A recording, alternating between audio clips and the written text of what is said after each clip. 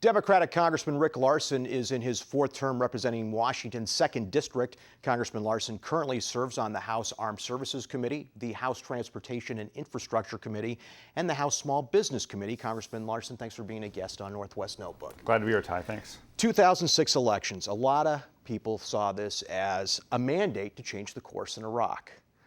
How did you perceive the results from the 2006 elections?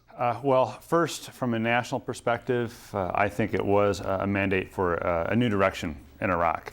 If you went district by district throughout the country, there were other factors at play in other districts.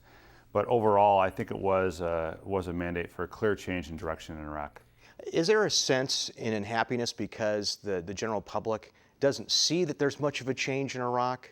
I mean, I know the House, they voted for timelines, but of course all that was vetoed by the president. Right. I think that the approval ratings that the president has, which are very low, and Congress has, which are lower, is partly a reflection of the perceived lack of action about Iraq. It's a very difficult situation in Iraq.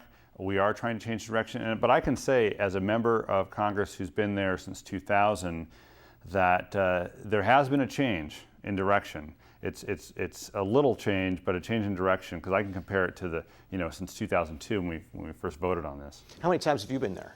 I have visited Iraq 3 times, most recently a year ago. And what's your take on the situation over there? Well, if I were to compare my first trip with my third trip, it's really a change of sort of being able to drive around the streets of Baghdad freely, being stuck in traffic jams, from that first trip to my third trip where it was in total lockdown. The security situation in Iraq was poor last year. It's poor this year, especially in Baghdad.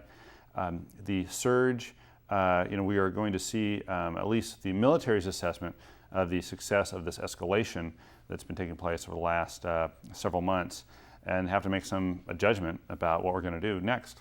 General Petraeus is going to issue his report in September, but word has it that it's going to be filtered through the White House, and they're going to be issuing the report. How do you feel about that? Well, I think regardless of where it comes from, honestly, if that report isn't 100% saying everything's great, I think the American public is going to continue to be very skeptical about the effort in Iraq to get the Iraqis to take the lead, not only militarily, but politically in their own country. So General Petraeus has to give a military report. I think it'll be fairly dry but important reading, because he'll just be looking at numbers of people, numbers of military. Ambassador Crocker's report, who's our U.S. ambassador to Iraq, will focus on the political aspects within Iraq, and I think will be a very important part too. And taking those pieces together, we'll have to filter it ourselves, take the White House filter out of it, to filter it ourselves, to sort of try to read between the lines and get at what direction we ought to be going. Can you understand how the American public feels, though? For instance, when the Iraqi parliament takes the summer off? Yes, I can. Some people say, well, Congress will take the summer off too. Well, we haven't. Congress every August goes home. Right. But I can assure you that Iraqi parliamentarians aren't going, say, door to door in their neighborhoods to ask people how things are going, like most members of Congress are doing. They're not having town hall meetings like most members of Congress are doing, right, because the security situation in Iraq is very dangerous. And so, I hope that the Iraqi parliamentarians and the Iraqi government understand the continued frustration that the American people have. We are saying, the Iraqi government, the Iraqi parliament, you need to take control of your situation. We can't do it for you. You touched on this earlier. The congressional job approval is at really low levels, just like the president's job approval rating. Why is there so little faith in government? I think there's a frustration that comes from the fact that government moves pretty slowly. It doesn't move fast enough for a lot of people. But I think if you looked at what at least this Congress has been able to do in 7 months, I don't think it warrants the low approval ratings that we have. We passed a strong lobbying and ethics reform bill that's gone to the president. We passed the remainder of the 9/11 Commission recommendations on Homeland Security to make this country safer.